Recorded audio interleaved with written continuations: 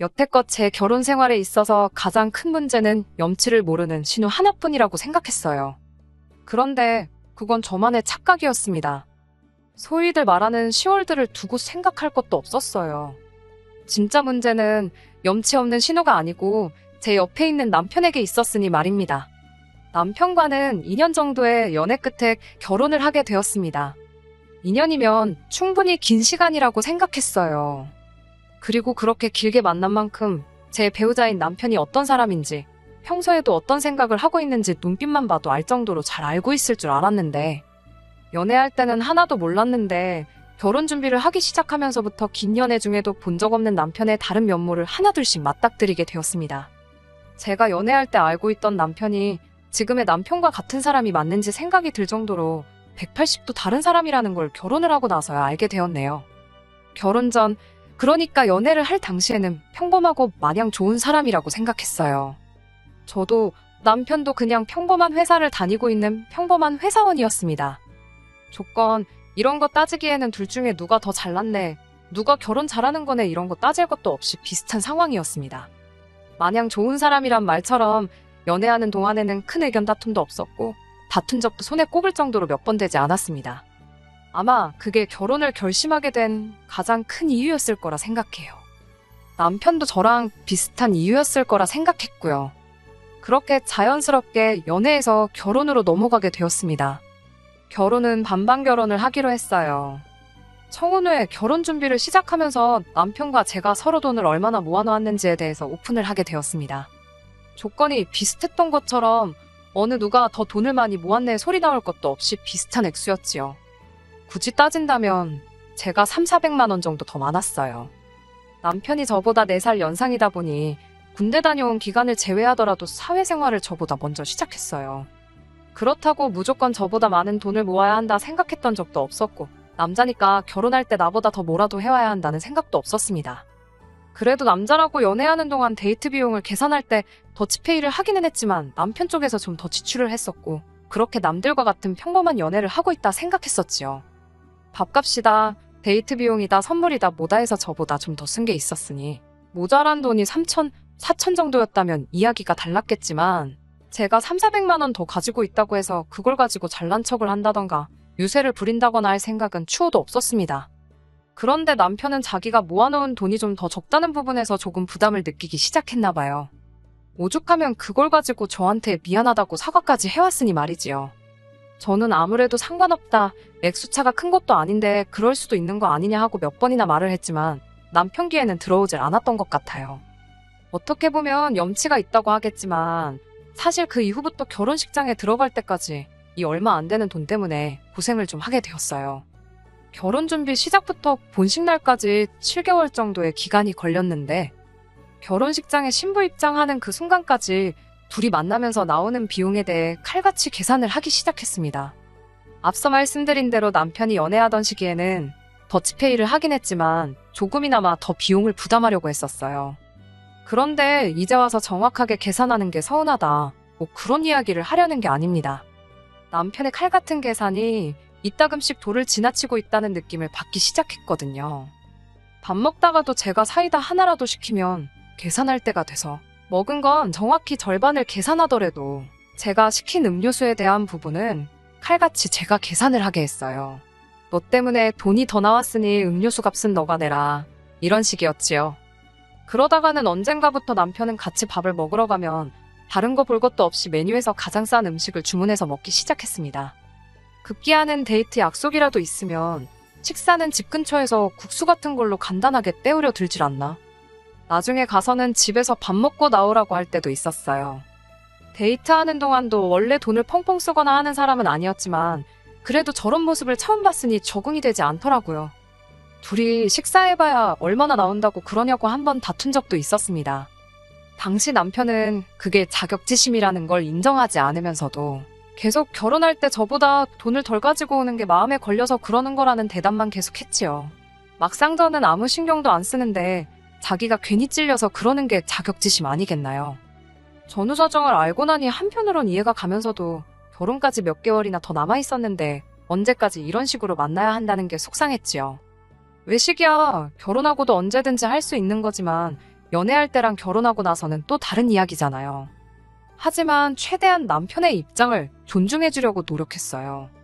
이렇게 아끼는 거 길어봐야 몇 달일 테고 말 맞다나 남편이 저런 식으로 고집을 부리는 게 결혼할 때 제가 가져오는 돈과 최대한 같은 액수를 가져오기 위해서 저러는 거라니. 한편으로는 방법이 조금 지나치긴 하지만 생활력이 강하고 절제할 줄 아는 성격을 가지고 있다는 게 달리 보이기도 했었거든요.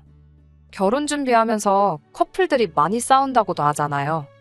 그런데 저런 식으로 행동하는 것 외에는 딱히 신경 곤두세울 일도 없었기도 했고, 결혼을 결정한 직후다 보니 따지고 보면 연애하던 기간, 아니 결혼한 기간까지 통틀어서도 남편이 가장 좋게 보일 시기이기도 했었으니 이것도 서로를 알아가는 과정이라 생각하고 그냥 넘어가기로 했습니다. 좋은 점만 보려고 했던 거였지요. 막상 그렇게 먹을 돈 아껴서 가져온 게 100만 원 남짓한 돈이긴 했지만 말입니다. 좋은 점만 보려고 그냥 넘어갔던 제가 무색하게 결혼식 올리고 신혼집 들어가자마자부터 그랬던 남편이 180도 돌변하더군요. 연애하면서도 몰랐던 모습이었는데 사실 남편은 엄청 통이 크고 씀씀이가 좋은 사람이었다는 겁니다. 연애할 때도 저보다 돈을 조금 더 쓰긴 했지만 돈을 펑펑 쓰거나 하는 사람은 아니었었거든요. 특히 결혼 직전에 먹을 돈 아껴가며 긴축하는 모습을 보여줬으니 통이 그 정도로 큰 사람이라는 사실은 전혀 눈치를 채지 못했지요. 자기가 열심히 일해서 번 돈 어떻게 쓰던지 제가 관여할 것도 없고 못 쓰게 할 수도 없는 것이지만 남편의 지출 중 대부분이 남편의 가족, 특히나 신우를 위해 쓰는 돈이 엄청 많았던 거예요. 생각해보면 저보다 경력이 길었던 만큼 월급도 조금 더 많았던 남편이었는데 아무리 생각해도 모아놓은 돈이 저보다 적었던 데에는 다 이유가 있었던 건데 말이에요. 제가 그렇다고 허리띠 졸라매가며 돈을 모으고 하던 사람도 아니고 할 거 다 하고 쓸 거 다 쓰면서 살아왔으니, 그런데도 불구하고 제가 남편이 모아놓은 돈보다 조금 더 모았던 그 이유가 다른 게 아니고 신우에게 돈을 퍼다 날르느라 그렇게 된 거라고는 정말 생각조차 해보지 못한 일이거든요. 신우 또한 연애하는 동안 결혼 준비할 때 한두 번 만난 게 전부였고 남편이 저한테 따로 언급조차 했던 적이 없어서 그냥 대면대면한 사이구나 그렇게 생각을 하고 있었는데 그게 아니었습니다. 신우가 손아래 신우였다면 차라리 어떻게든 이해를 해보려 했을 텐데 그것도 아니었습니다.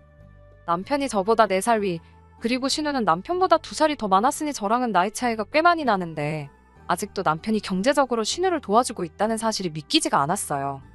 이미 저랑 연애를 하기 전부터 남편이 신우의 빚을 대신 갚아주고 있었더라고요. 전부를 갚아주는 건 아니지만 대출이자 정도를 보태주고 있었던 거예요. 듣자하니 신우가 예전부터 일저일 벌려놓은 건 많은데 하나같이 다 망해가지고 빚이 좀 있었나 봅니다. 그런데 빚을 내서 이것저것 차렸던 사실을 신우가 심해부도 모르게 했다가 딱 걸렸나 보더라고요. 정신 빠진 여편네 이혼하네 어쩌네 하면서 엄청 일이 크게 번졌는데 심해부가 벌어오는 돈은 한 푼도 건들지 않는 선에서 대출을 상환하는 걸로 어떻게 마무리를 지었다고 해요. 시조카들이 있으니 심해부도 섣불리 이혼을 결정하지는 않았던 것 같은데 문제는 신우가 당장 사업이 아니라 일자리를 구한다 하더라도 대출금을 스스로 갚아내기엔 그 액수가 너무 컸던 게 문제였던 거죠. 그래서 남편이 언젠가부터 그 대출이자 갚는 걸 도와주고 있었던 거고요.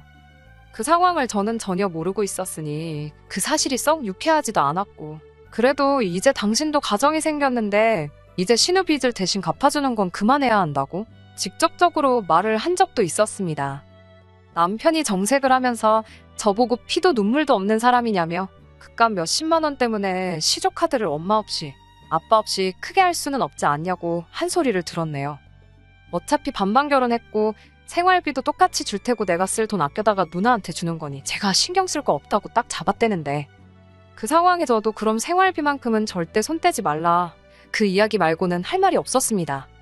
신우에게 들어가는 돈 외에는 연애할 때도 사이가 워낙 좋았던 남편과 저였기에 결혼 생활을 이어옴에 있어서 그다지 큰 문제가 있지는 않았어요. 저는 가랑비에 옷이 홀랑 젖고 있는 줄도 모르고 남편과 제가 사이가 좋기만 하면 됐지 하면서 이 현실을 외면하려고만 했었네요.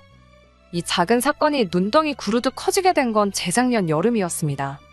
그나마 신우가 직장을 구해서 그 돈으로 대출원금을 갚고 모자란 건 남편이 내주고 시어머니가 내주고 하는 시기였는데 신우가 다니던 회사가 코로나 여파를 이기지 못하고 결국 망해버리고 말았던 거예요.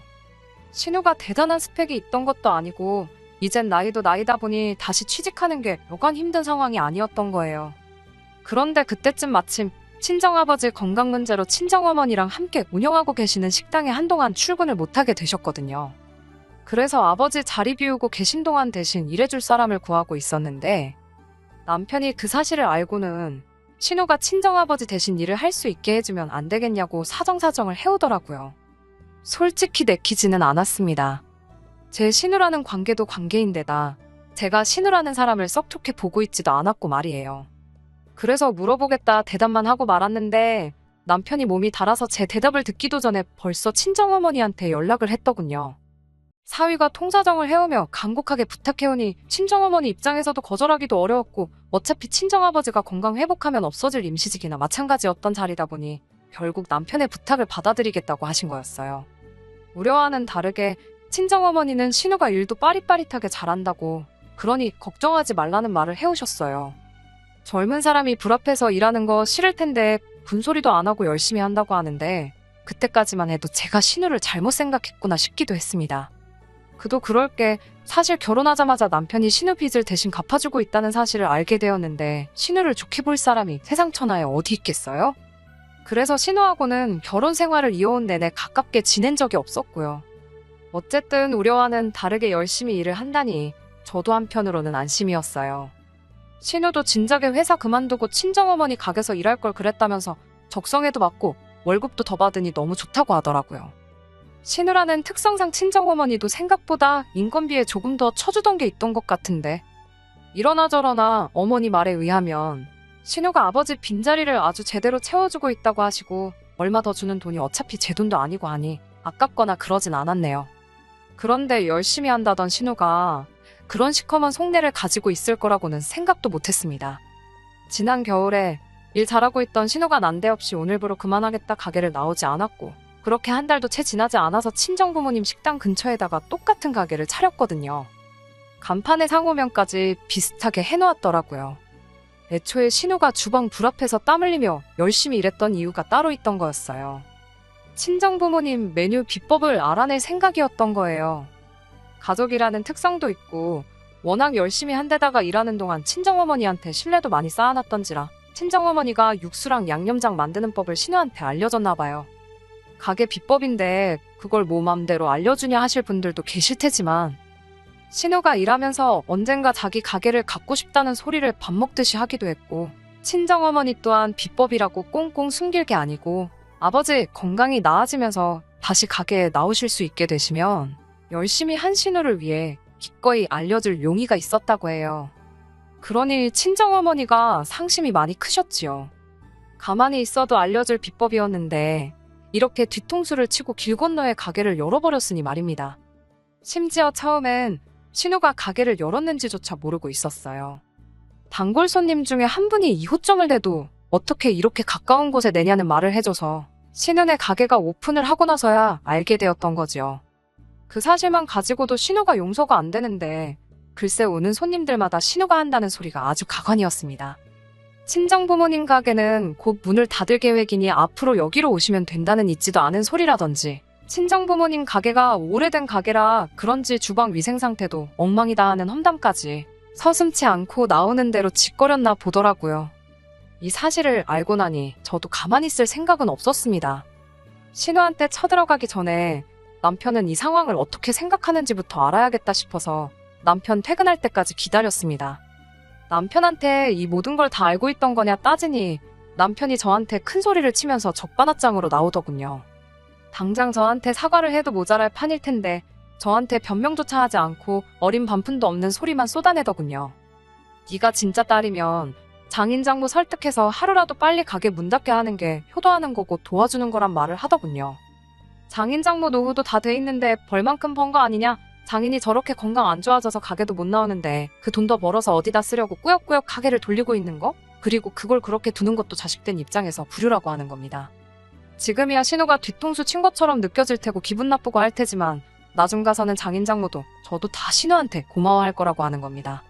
그 말이 맞다 치더라도 남편은 이미 신우의 꿍꿍이나 모든 걸 다 알고 있던 게 용서가 되질 않았는데 남편이 이어서 하는 말이 더 충격적이었습니다. 신우 가게 차리는 돈 거기에 자기가 결혼하고 나서부터 모아놓은 돈도 시부모 은퇴자금도 다 들어갔다는 거예요. 그러니 저도 두 발 벗고 나서서 친정부모님이 이참에 가게 문 닫게 설득 좀 하라고 하는 겁니다. 괜히 같은 음식 파는데 괜히 두 집이 있으면 수입이 반밖에 되지 않겠느냐며 빨리 우리도 투자금 회수하고 그러려면 제가 하루라도 더 빠르게 움직여야 한다는 소리를 하더군요. 연애하는 동안에 보여준 계산 확실한 모습은 온데간데 없고 그저 자기 가족들 잘 되기 위해서라면 처가가 어떻게 돼도 상관이 없다는 모습을 보여주니 오만정이 다 떨어지더군요.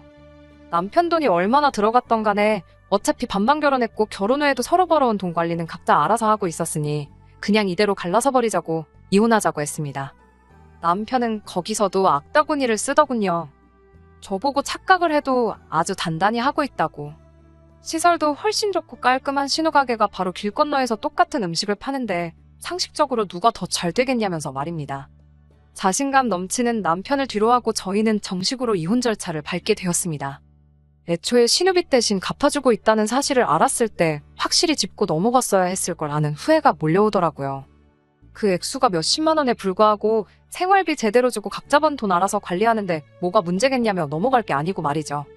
현재는 숙려기간 중이고 친정아버지가 아직 완전히 괜찮아지신 게 아니라 주말에는 제가 나가서 도와드리고 있고 영업시간도 줄어드는 상태예요. 신우 가게는 장사가 잘 되는 듯 싶고 그만큼 저희 부모님 가게는 손님이 줄었지요. 친정어머니는 손님이 많이 줄었으니 회사 일 때문에도 힘들 텐데 제가 굳이 와서 도와줄 필요 없다고 하시는데 후회가 남는 결혼 생활도 생활이지만 어떻게든 저 인간만도 못한 자식들한테 한 방 먹여주고 싶은 생각뿐이네요. 1년 반 만에 다시 찾아뵙게 되었습니다. 신우가 친정부모님 비법 빼돌려서 길 건너에 가게 차린 사연 보냈던 쓰니입니다.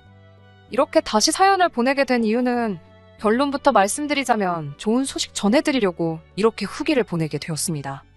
가게 손님도 줄어들어 혼자서도 운영이 된다고 하셔서 저도 언젠가부터 주말에 도와드리러 가지 않게 되었어요. 남편과 신우한테 복수하는 상상도 하긴 했는데 워낙 제3도 바쁘기도 해서 그냥 넘어가게 되더라고요. 아무튼 그러던 와중에 2달 정도 지나고 나서 친정어머니한테서 연락이 왔어요. 아무래도 주말에 나오던 거 다시 나와줘야겠다고 하셨습니다.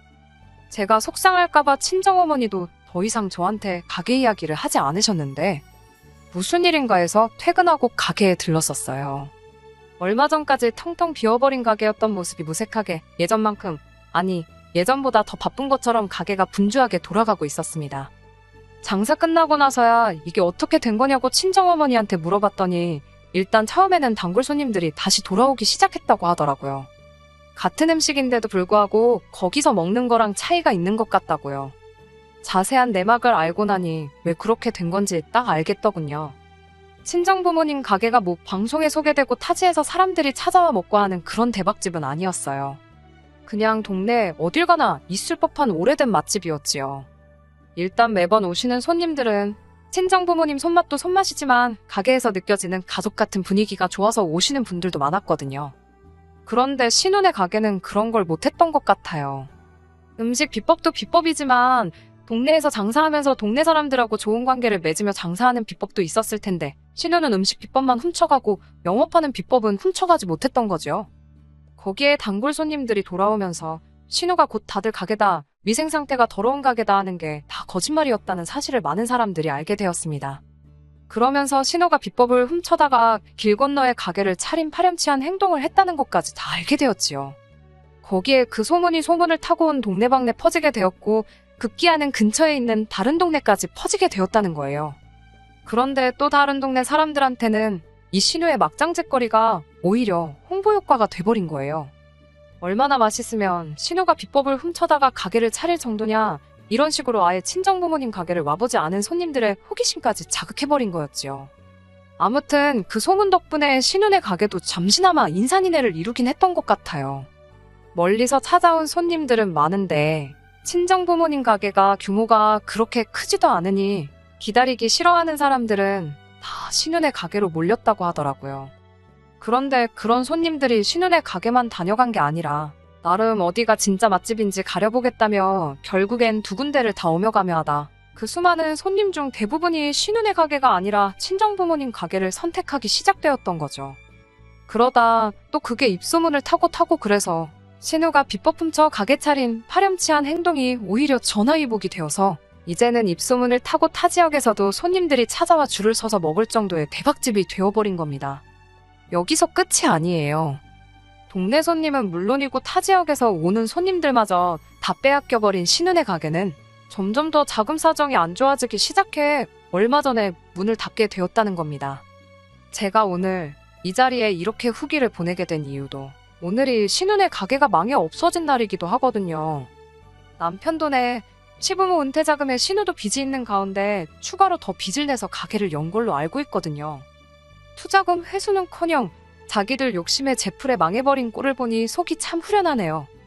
이젠 자기 가족들 빚이 더 늘어났을 텐데 갚아줘야 할 가족들 빚이 더 많아진 남편이 배 아파 뒤집어지는 꼴을 생각하니 당분간은 안 먹어도 배가 부르고 두 다리 뻗고 잠도 잘 잘 수 있을 것 같네요.